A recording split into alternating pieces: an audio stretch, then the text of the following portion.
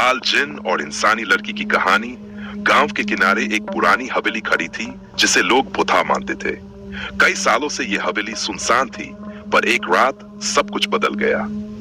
रीमा की जिज्ञासा। 29 साल की रीमा, जो शहर से अपने दादा दादी के गांव छुट्टियां बिताने आई थी, रहस्यमयी चीजों की ओर आकर्षित रहती थी। उसने गांव के बुजुर्गों से हवेली की डरावनी कहानियां सुनी थी और उसकी जिज्ञासा बढ़ती जा रही थी। आखिर एक रात रीमा ने हवेली का रुख किया। हवेली में पहला कदम चांदनी रात थी। रीमा ने डरते हुए हवेली का दरवाजा खोला, जो अपने आप खुल गया। अंदर घुसते ही उसे पुरानी टूटी फूटी चीजें और धूल में लिपटे पर्दे दिखाई दिए।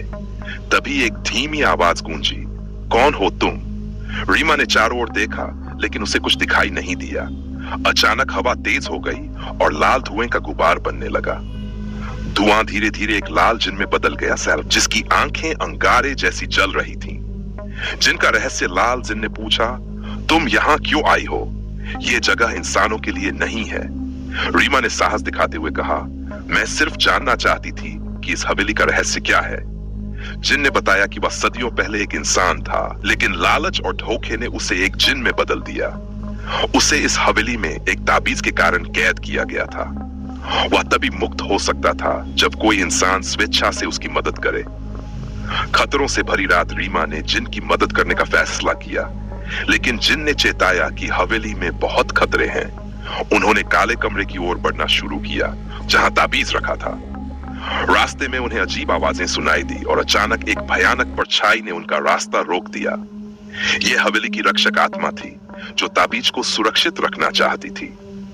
अंतिम संघर्ष परछाई ने रीमा से कहा, अगर यह जिन मुक्त हुआ तो तुम्हारी जान खतरे में होगी।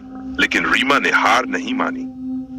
उसने जिन का हाथ थाम लिया और दोनों ने मिलकर रक्षक आत्मा से संघर्ष किया। रीमा ने अंततः ताबीज तक पहुंचने का रास्ता ढूंढा और उसे तोड़ दिया। ताबीज टूटते ही लाल जिन की कैद खत्म हो गई। अंत का रहस्य। जिन ने आजादी की सांस ली और रीमा को धन्यवाद कहा।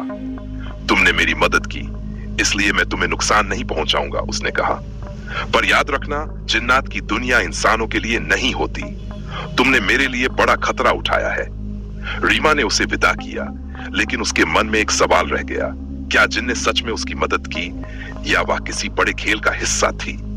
जिन लाल धुएं में बदलकर हवेली से निकल गया। रीमा बाहर आई और देखा कि हवेली जल रही थी। जिनकी आवाज उसके कानों में गूंजी, शुक्रिया रीमा, पर हर रहस्य जानना हमेशा अच्छा नहीं होता। रीमा घर की ओर चल दी, लेकिन वह जानती थी कि यह उसकी जिन से आखिरी मुलाकात नहीं थी। हवेली जल चुकी थी, पर उसके मन में रहस्य की छाया हमेशा बनी रहेगी।